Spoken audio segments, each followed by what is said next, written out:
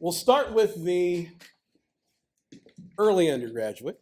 And if you don't care, we'll start over here. I'm going to hand you the microphone, let you read off or talk about what are the things that the early undergraduate you came up with.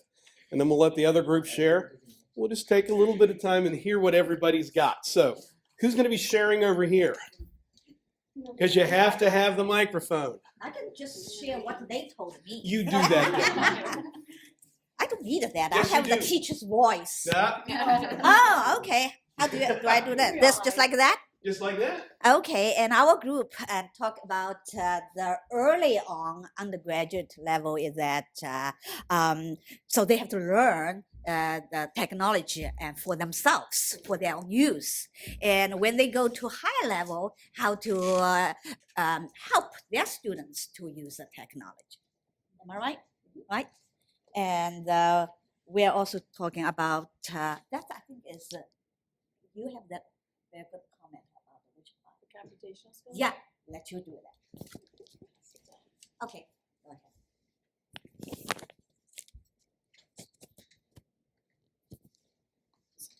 Well, we get onto the subject of the computational skills, and this actually covers all of the ages of the current college student today. It's really interesting because they have younger children in elementary and middle school, and I happen to have my own children that are graduated from college and working in the real world. And my children taught me how to maneuver and navigate the computer system because I didn't grow up with it. And their children at the younger age are getting skills that seem to be computational and seem to be learning, how to think as far as research is concerned and learning environment. However, we all kind of agreed that the current college student right now is lacking in their computational skills, and in many different ways. I mean, some of them do have them, but not all of them. And to the point where I was giving some examples of my e-portfolio practices, and although my specific job opportunity happens to be with helping them with their artifacts and their rationales and writing them and finding their most valuable resources and things like that, once I started working with all these students, especially seniors, they didn't know how to navigate the system. They had never known how to do that. And so I suggested playing around with it and click here and click there and drag this and drag that. And fortunately, I also work hand in hand with the technology department, and they have really been helping me to teach and educate these children the actual technology skills of the system. And also, we touched on the fact of resources, the validity and the quality of resources, finding what is accurate and what is appropriate. Google Apps was brought up, Google Docs was brought up. You mentioned to them something about the resource of a podcast. They looked at her like she had just said a foreign word. And so we were quite surprised about their lack of knowledge about the actual system and the use of the resources, things like that.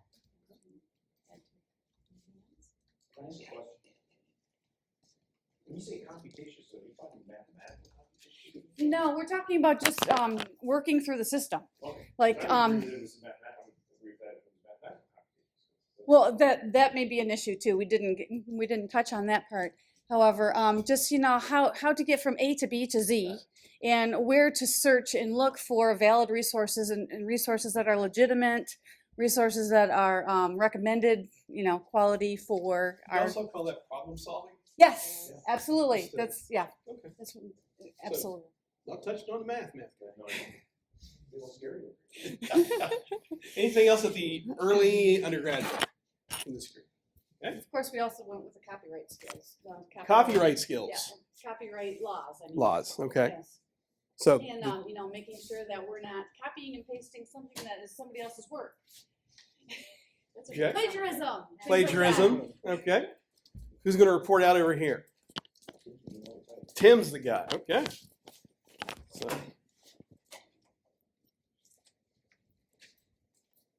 All right, one of the things that we talked about is a need as a department to actually identify the technology skills that our students need to leave with. So actually even where we're at. So and I think Scotty was the one that said the best, we want our kids to be able to create these effective lesson plans which incorporate not only the standards but technology so that their students can then consume that knowledge and produce X, whatever X may be.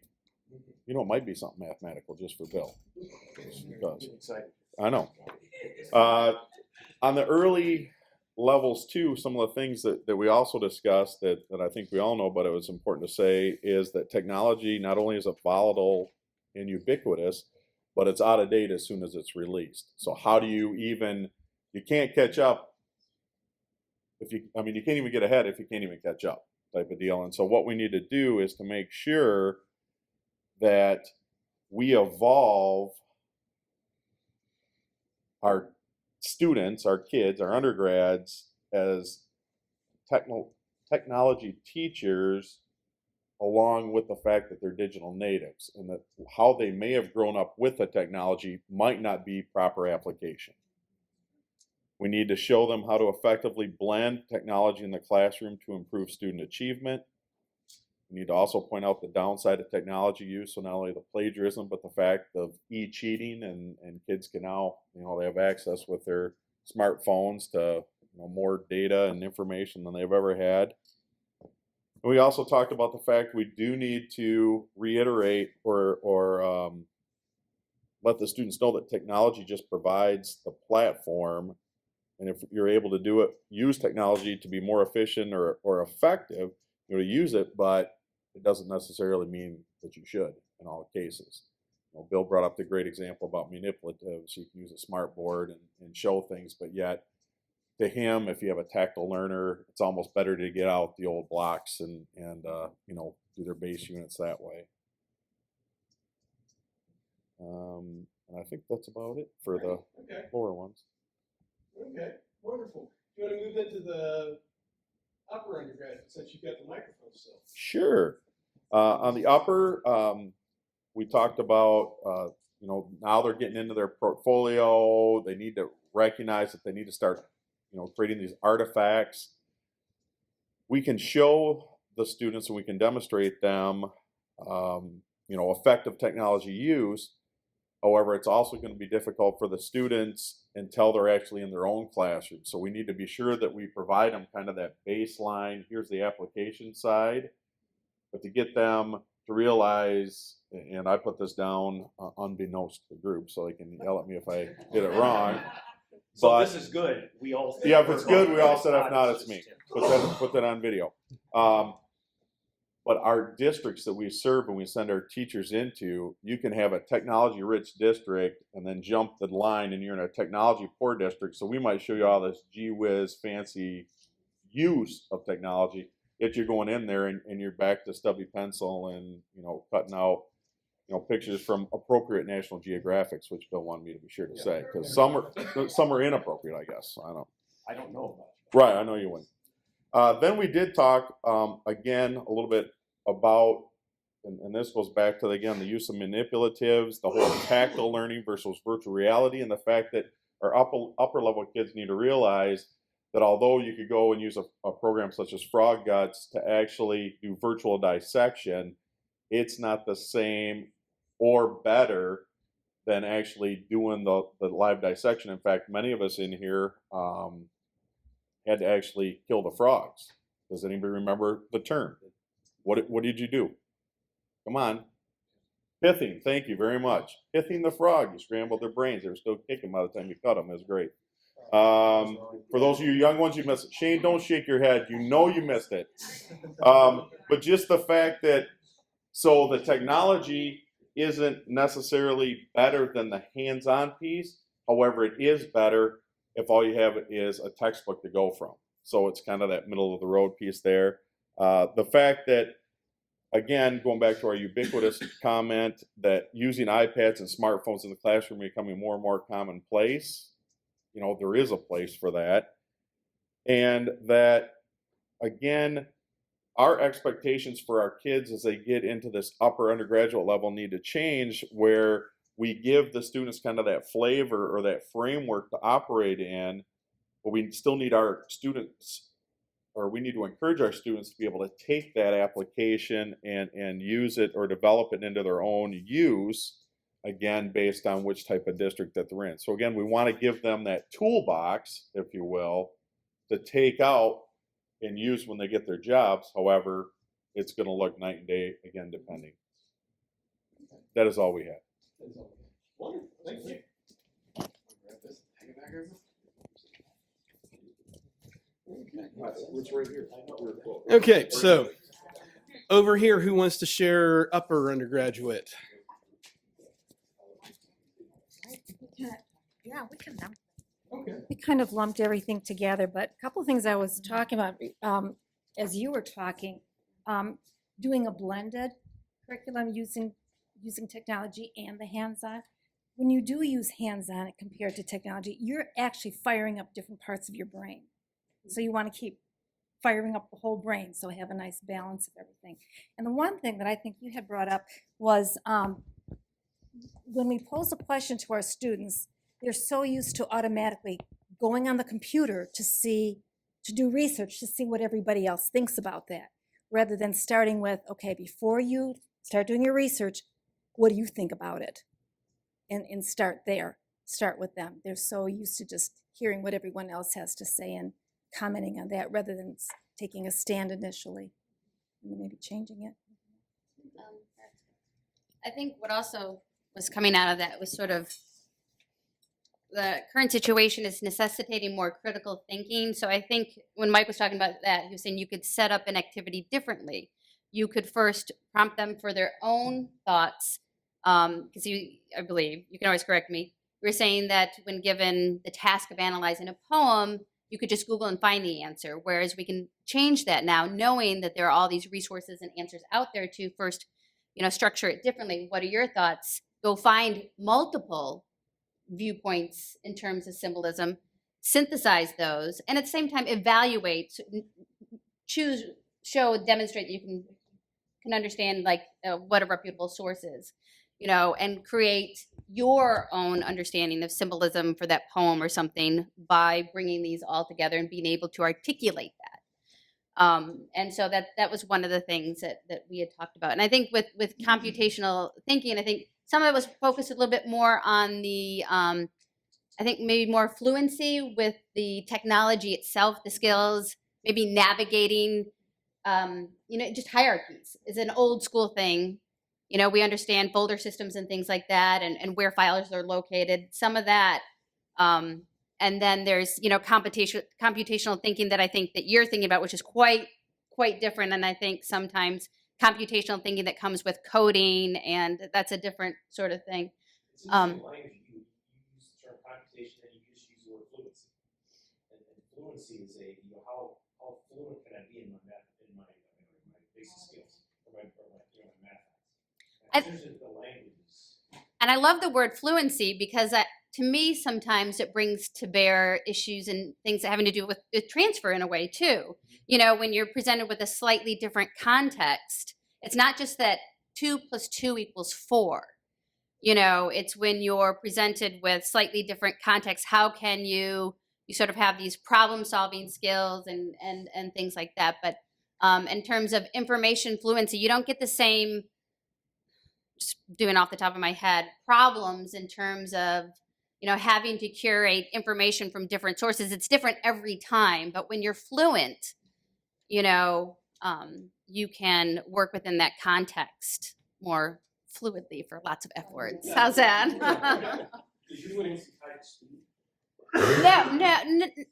No, it's not necessarily. No, it's not. I wouldn't tie it to speed.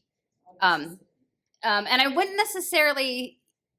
Well, I think there is his speed and automaticity. Yes, because in mathematics, those things are automatic, so you can do more higher order things, right? In some ways, That's the dilemma. right? When you're, yeah.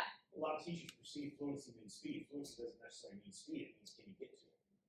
That's more the fluency that I'm talking about. Yeah.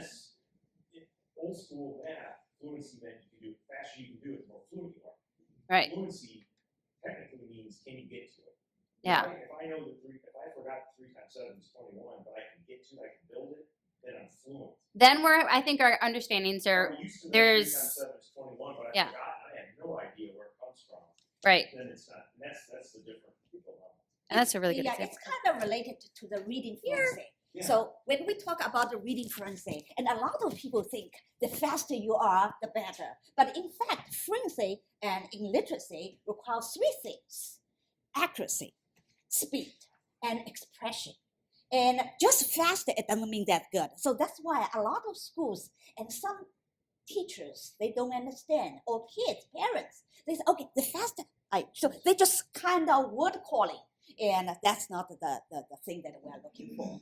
And talking about the credible or the sources, and talking about argument writing and opinion writing. That's one of 3 writing types that Common Core is looking for. So one thing that we, at a high level, and our students have to understand the difference between argument and persuasion. Because sometimes people just think that persuasive letter is the same as argumentative letter. Actually, they are different. And it's very important in a democratic society because when we talk about persuasion, we are thinking of evoking people's emotions, anger, and fear, and or just Really good name point. calling. And oh yeah, Michael Jordan is doing that, so it must be good. That's not argument. That argumental writing that Common Core is looking for. Argument is based on facts, based on its own merits. So like a website, it's good or not. It just looks good. The facts are there, accurate, like fact finding, and also look at its own merits. And you propose a program or propose a thing that whether it has merits there. It's not like evoke its emotion and because some big name or persons and using it, then we have to use it. So I think that's at the level, especially when we go to the online reading and writing, we have to really have that. Okay. Do you want to do graduate then? When you get the microphone? No, go ahead. Go there. If I could interject before we move on, I think it's, and I love this process, by the way. I think we need to do something similar in other key areas. But I think it's really important that we, regardless of whether we're talking about technology or we're talking about other key skills, with respect to teacher education, I think it's really important that we continue this process of defining, in particular, where do we need to have our students at the end of the program? Because having defined that, we can then work backwards and ask the question, what do we need to do throughout 4 or 5 semesters, or perhaps even 4 or 5 years of a university education to get them to that point? And I think it's also to consider what are we not going to do because we're simply not in a good position to do that, or our students are not in a good position to do that. So I think we also need to recognize, and Ray has set this up for exactly this, what kinds of skills are we going to reserve for advanced learning, whether it's on the job or part of a more formal master's or doctorate program. Great. Can I just Good point. add- Sure can. I think one really good way to start at the end and work backwards is to try and categorize to a certain extent. And I think one way of categorizing that I've often used, I'm not sure it matters what the terms are, but skills, strategies, and mindsets. And those are all particularly useful when you think about technology. And it's kind of like moving from the app, from the device, a little bit farther out with some, like scaffolding from the teacher. And then what kind of mindsets? And the word ubiquitous came up several times on that side, several times on this side. This mindset that every class you teach for the rest of your life, the assumption is your students have access to all the knowledge in the world when they're doing that assignment. That's a mindset change that if we could have our students even begin to appreciate that as they leave Central Michigan University, I think that would be to a huge benefit to them. Yeah. And they filter that through. That dramatically changes the kind of questions you ask. It changes everything, basically. It was my problem with the day idea that I've been using forever. I've changed so many of them because a lot of them a long time ago when I came out of K-12, we didn't have that technology there. Now, within a couple seconds, those little problems, they got an answer to them, and they haven't learned anything by just Googling that. But now I've got to develop the question in such a way that again, problem solving is what you do when you don't know what to do.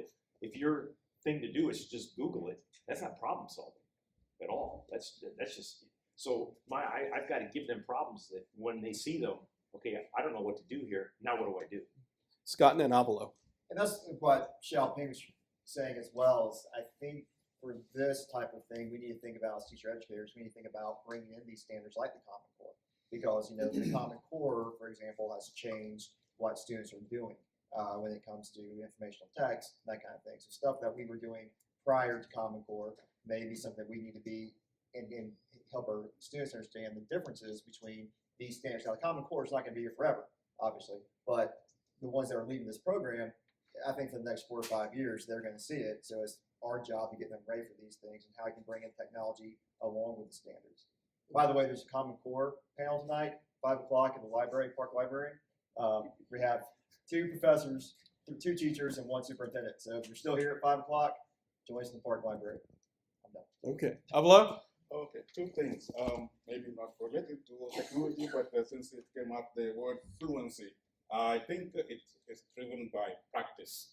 The more you practice, they say practice makes perfect. When you practice, then you develop fluency. So which tells us if we engage our students to practice on a particular skill or a particular technology skill, whatever, how many times and then they become fluent. Okay, the next one is what Michael talked about, skills, strategy, and mindset.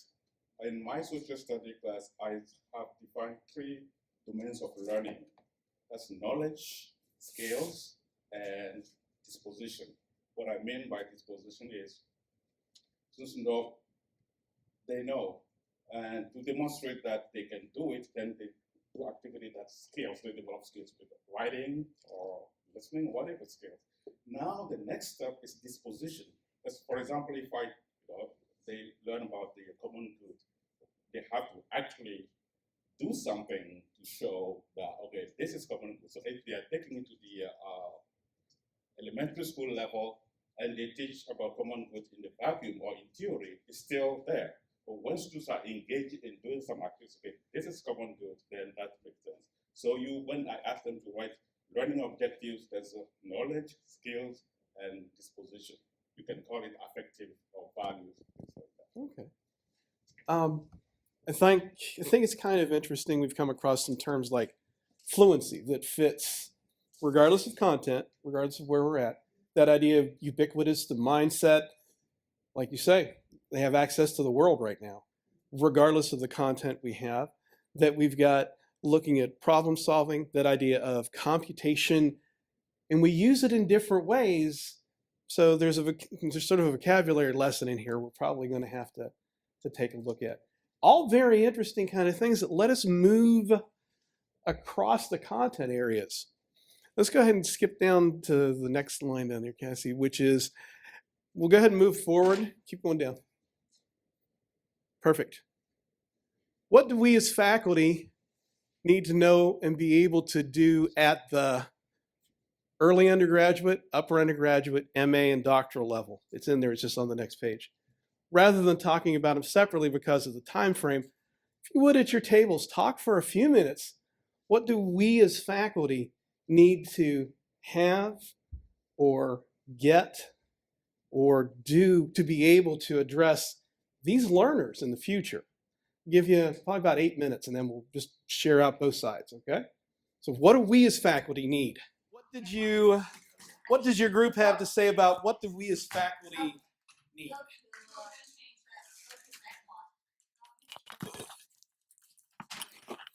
Okay, just a couple of things that were pointed out. As our student body changes and continues to evolve, we need to really know our audience, the demographics piece, the kind of the knowledge that they have. And in fact, I think Avila was making this point, and so I put on there, it's almost like we need a gap analysis on their technology proficiency and what challenges that they face. Because again, when we walk into a classroom of 20, 30, 40 kids, you're going from novice, just hadn't touched it, to your kid at the back who's just like you're saying, they're vining, Pinteresting, tweeting while they should be paying attention, but whatever. So it's almost like we need to come up with an technological expectation, or you should have this basic understanding before moving on or whatever, and that way we have kind of that level playing field, and then we can build from there. Again, going back to Bill, as he continues to point out, he's the oldest person in this room. He left his walker in the hallway, I guess, but you know, the wisest. He talks about how comfortable we become in our own classrooms in our own ways, and that we go to conferences not just to share, but then to gain that knowledge. And now there's an app for that, basically. And the question becomes, is that better than what we've done? Or more importantly, can we figure out a way to apply that in such a way that it becomes more effective than what we had done in the past? So for us, you know, and again, Scott, because he was trying to, you know, get on everybody's good side, he's here. He's hoping that he's as cool as the three of us are, you know, in 10 or 20 years, I guess, to quote. But it becomes, you know, that crawl, walk, run philosophy when I was in this service. I mean, that's what it is. You start here, you slowly get up to speed, and then you can apply it. And we've had a conversation on this faculty ever since I came here. You know, we have the standalone 290 class. Now we're working towards the 380. You know, do we just have a standalone class, or can we get to where the application moves in the methods classes of the technology, so that, again, you know, the subject matter expertise here can show that effective way of using the technology versus, you know, kids will get a little bit over here, a little bit over there. You know, is there a way that we can kind of broaden out that focus? And then we need to become more educated consumers of the technology ourselves, and again, go back to, is that application or is that program better than what we've done in the past? And as a group, we would like to nominate Kevin for any follow-up training that needs to happen here, since he left early. So you can put that on video. Yeah. And Shane in your group, but we don't want to talk for your group. But so Kevin is hereby nominated to take all of this and provide some follow-up. And snacks. Yeah. The two most important things. Got it. Okay, we'll do that. You all will probably do the same thing to Shane over here, huh? Okay. What about this group's report? Who's going to do it? You were talking something else, but Which wasn't it? anything? We were talking about that faculty also needs scaffolding and Faculty needs yeah, scaffolding. we need technology, and you know, from my personal experience, that I'm not a technology guy, and I'm always afraid of that. But now I'm pushing to, because we put our MA in reading and literacy. I designed the very first course for our very first MA in reading literacy. I'm teaching, and I feel kind of comfortable now. And I even use the book clubs. I divide them into 5 groups, and we already met 3 times. I worked Great. very well, and so yeah. Well, that's So, great. yeah. Good. Anything else? Anybody else? Okay. So, end result of this, we got a lot of notes. The idea is that we'll take the notes, we will process them a little bit, we will see where and what conversations we may need to have in the future. For example, this idea of fluency came across, ubiquitous learning, all these different kind of things, and that mindset. We maybe need to have more conversations, as well as setting the endpoints. What do our students, when they finish 380, what do our students, when they finish student teaching, what do they need to know and be able to do? Definitely. Same thing at the master's degree, doctorate degree. What do they need to know? And then work backwards. That was said for Kevin's benefit, because I promised him I would say that. There's a lot of information, though, and truth in that we need to set those points so we can know where we need to build those things into our courses and into our curriculum. So with luck, this is just one conversation of a number, but in the future, we'll keep kind of moving forward and trying to get a better handle on technology across all the different programs and courses that we have. So thank you very much for coming.